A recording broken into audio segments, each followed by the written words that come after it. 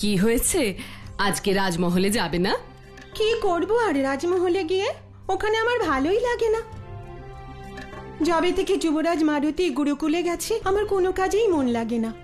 হ্যাঁ, তুমি একদম ঠিক বলছো। আমাদের গাছের ফলের কথাই ভাবো, একই রকম রয়েছে।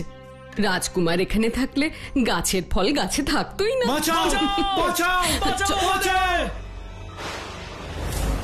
বাঁচাও!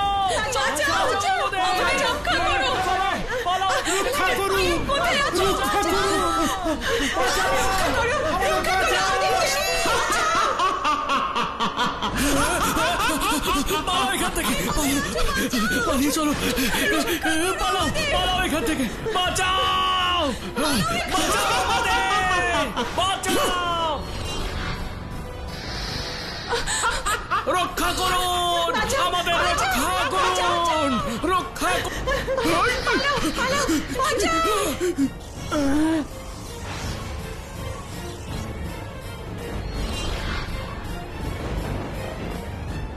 চিন্তা করার কোনো কারণ নেই।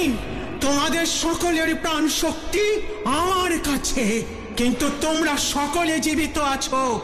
দেখো, দেখো তোমাদের শ্বাস চলছে। বেঁচে থেকেও মৃতের মতো পড়ে থাকবে তোমরা সবাই, দুর্বল, নির্জীব, অসহায়। সুমেরুবাসী, মৃত্যুর চেয়েও ভয়ানক পরিস্থিতি, এ মৃত্যুর থেকেও যন্ত্রণাদায়ক। দেখো, জানো, বোঝো, এভাবেই হবে সব বানরদের বিনাশ। প্রত্যেক কার্যের কোনো না কোনো উদ্দেশ্য থাকে, তাই তো? তুমি শিক্ষা গ্রহণ কেন করতে চাও? তোমাকে আমি সন্ধ্যা পর্যন্ত সময় দিলাম। যদি তোমার উত্তরে আমি সন্তুষ্ট হই তাহলে তোমাকে আমার শিষ্য রূপে স্বীকার করে নেব, না হলে সেই মুহূর্তেই আমার গুরুকুল থেকে তোমাকে প্রস্থান করতে হবে।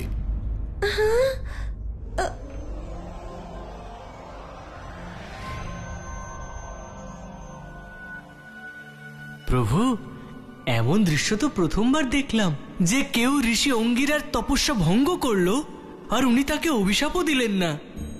ঋষি অঙ্গিরার ক্রোধ দেখে মনে হয়েছিল সে অবশ্যই অভিশাপ দেবে, কিন্তু এই জগতের নিয়ম হল, যখন কেউ বিনম্রভাবে ভক্তি ভরে দুর্ভাবনাবিহীন কার্য করে তখন সে যে কোনো মনের দরজা খুলে ফেলতে পারে।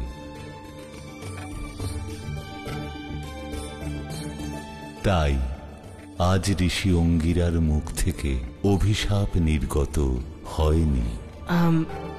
কিন্তু প্রভু, আমি বুঝতে পারলাম না যে উনি হনুমানকে এই প্রশ্ন কেন করলেন, যে হনুমানের শিক্ষা লাভ করার উদ্দেশ্য কি?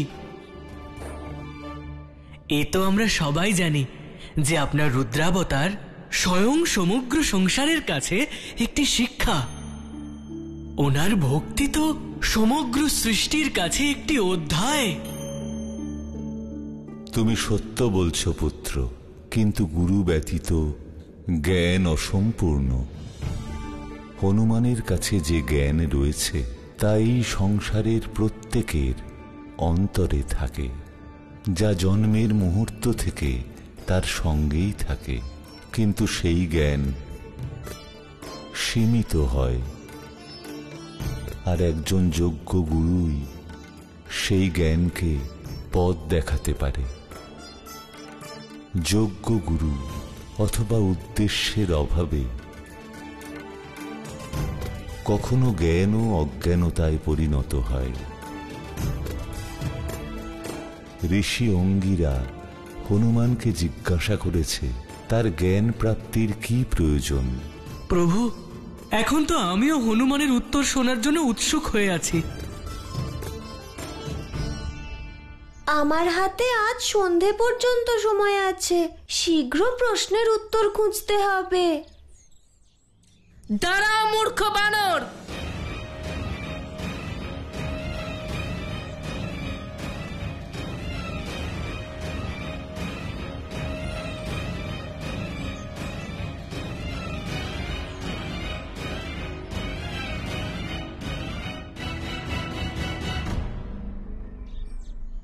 আমার সঙ্গে সাক্ষাৎ না করে তুমি গুরুদেবের কাছে চলে গেলে?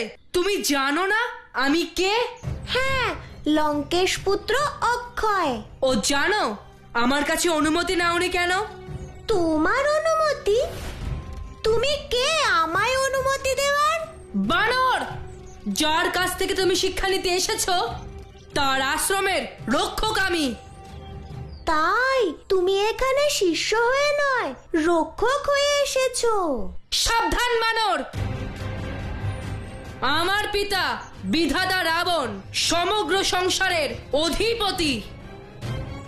আমি তার পুত্র হওয়ার দরুনে আমার অধিকার এখানে যারা শিক্ষা নিতে আসবে তারা আমার অধীনে থাকুক, কারণ আমি তাদের প্রভু আর আমি তাদের রক্ষক। তোমাকে অসংখ্য অভিনন্দন মিত্র। তুমি এই ভয়ঙ্কর বৃক্ষদের, এই ঘাতক পুষ্পদের হাত থেকে রক্ষা করো আর আমায় আজ্ঞা দাও। দাঁড়া মূর্খ বানর!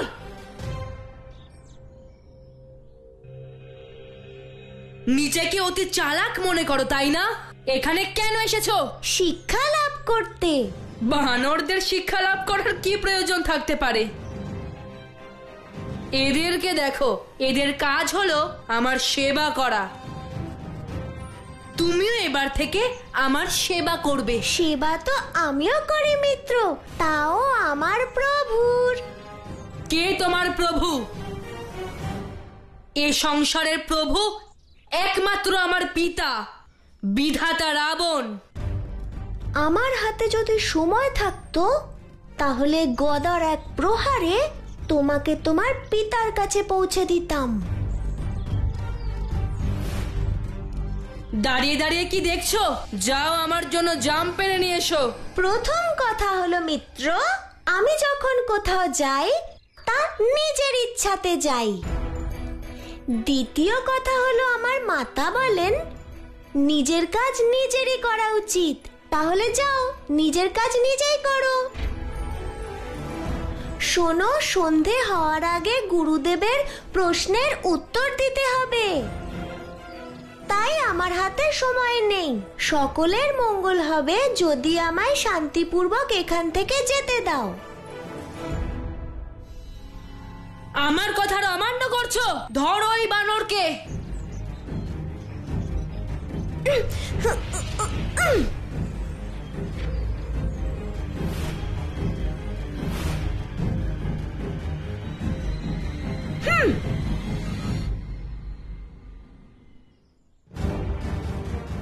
আমি তোকে নিরীহ সরল বানর ভেবেছিলাম।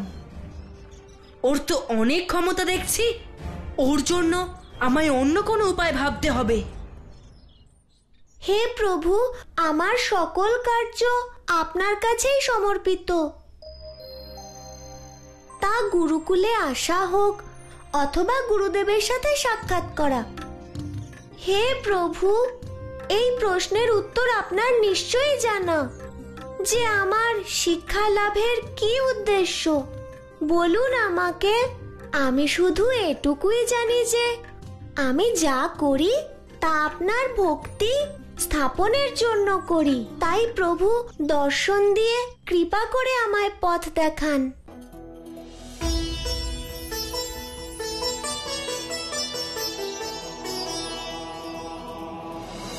হনুমান,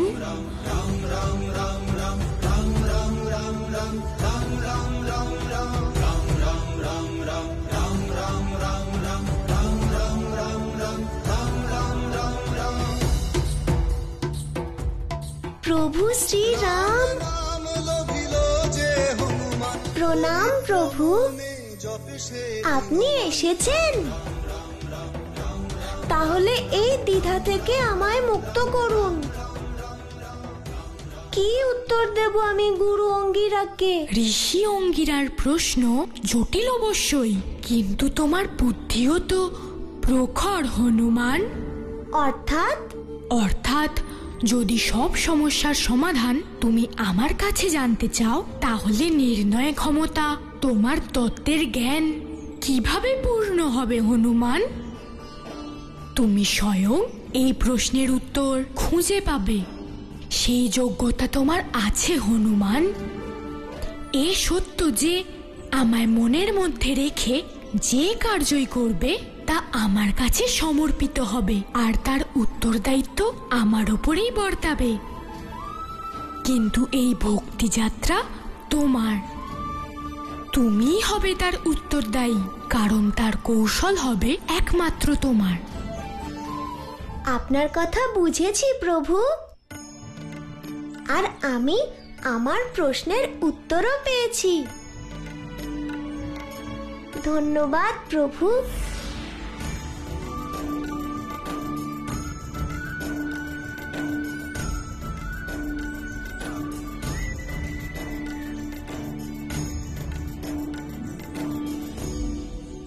গুরুদেব, আপনার প্রশ্নের উত্তর পেয়ে গেছি। বাঁচাও বাঁচাও বাঁচাও করো, কেউ আছে বাঁচাও করো,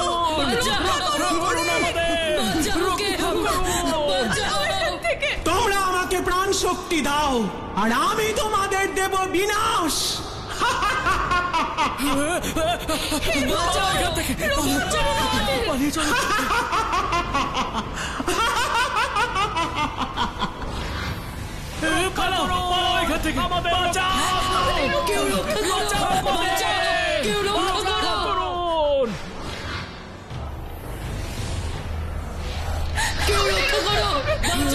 কেউ রক্ষা করো। সংহার যার দ্বিতীয় নাম, তার নাম তারকা।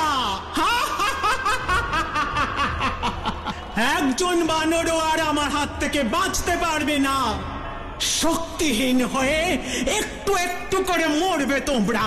যে বানররা এখনো লুকিয়ে আছো, শোনো, সামান্য এক মাটির প্রাচীর তারকা রাক্ষসীকে বাধা দিতে পারে না। জয় মা নিকুম্ভিলা।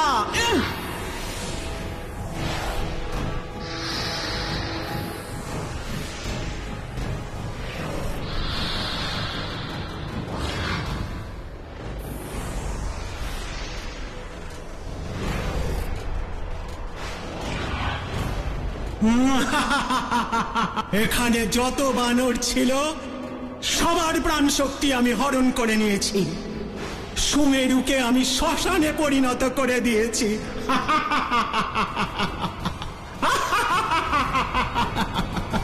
আমার কার্য সম্পূর্ণ হয়েছে।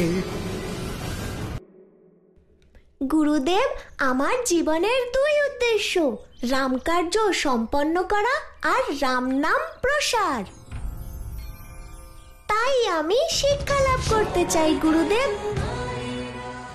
যাতে আমি আমার প্রভুর কার্য করতে পারি। ভক্তির পথে চলতে গেলে জ্ঞান লাভ করা প্রয়োজন, তবেই আমি আমার প্রভুকে সঠিক সহায়তা করতে পারবো। যখন উনি সংসারে ধর্ম স্থাপন করবেন, তখন ওনার আমাকে প্রয়োজন হতে পারে। সেই জন্য আমি নিজেকে প্রস্তুত করতে চাই গুরুদেব, তাই আপনার শরণে এসেছি। আর এই হলো আপনার প্রশ্নের উত্তর। তুমিই হলে প্রথম শিশু যে নিজের জন্য নয়, অন্য কারোর কার্যসিদ্ধির জন্য শিক্ষা গ্রহণ করতে চায়। তোমার কথায় তোমার নিষ্কাম ভক্তির প্রকাশ পাচ্ছে। ধন্য তুমি, আর ধন্য তোমার ভক্তি। তোমার উত্তরে আমি অত্যন্ত সন্তুষ্ট মারুতি, আর তাই আমি ঋষি অঙ্গিরা তোমাকে আমার শিষ্য রূপে স্বীকার করে নিচ্ছি।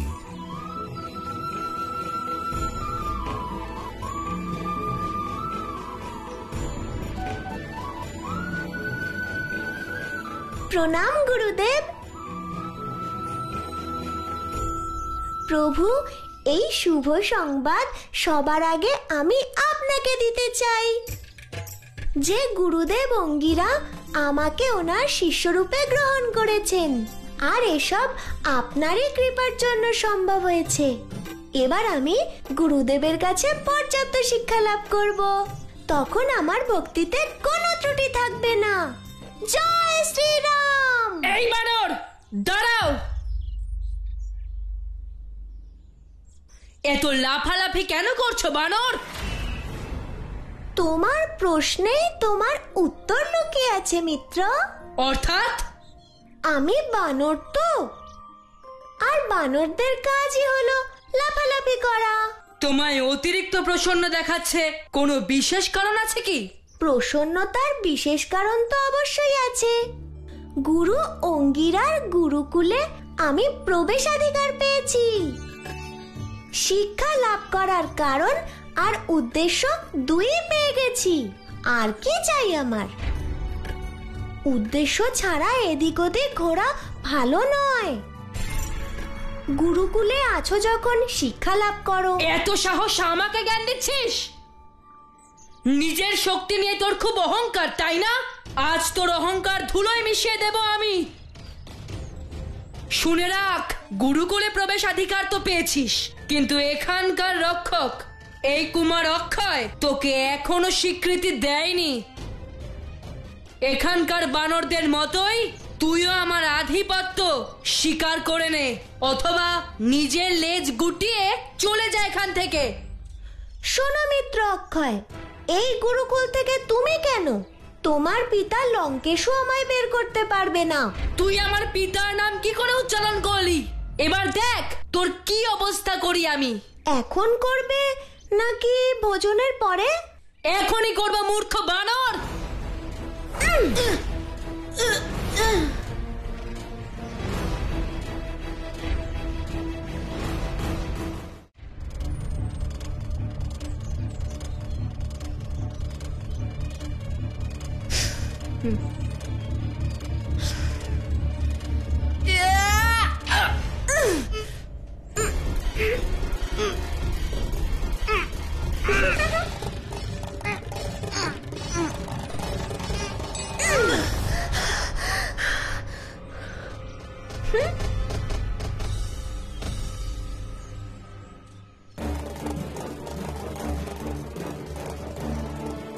শেষবারের মতো বলছি তোকে বানর, আমার কাছে ক্ষমা চেয়ে নে, আর এই মুহূর্তে গুরুকুল ছেড়ে চলে যা।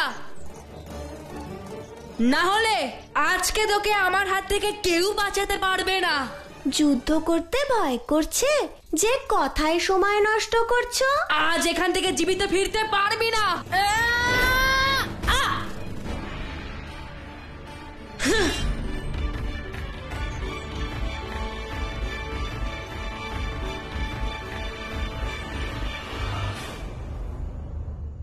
প্রভু, এ কি হচ্ছে?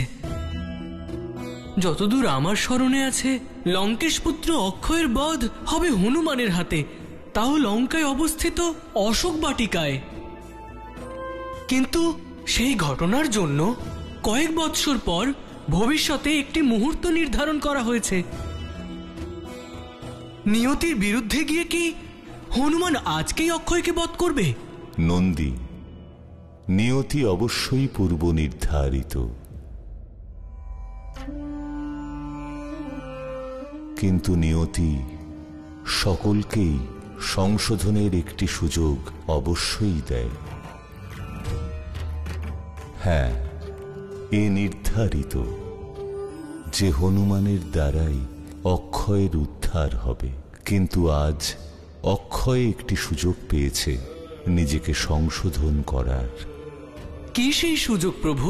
হনুমানের সঙ্গে তার যে সংঘর্ষ হচ্ছে, তার দ্বারা সেই মহাশক্তির আভাস অক্ষয় পাবে যে হনুমান এক অবতার। যদি তা বুঝতে পারে, তাহলে ভবিষ্যতে লঙ্কেশপুত্র অক্ষয় নিজের প্রাণ রক্ষা করে নিজের নিয়তিকে বদলাতে পারে। শোনো মিত্র, এবার শান্ত হও। আজ তোকে কেউ রক্ষা করতে পারবে না বানর।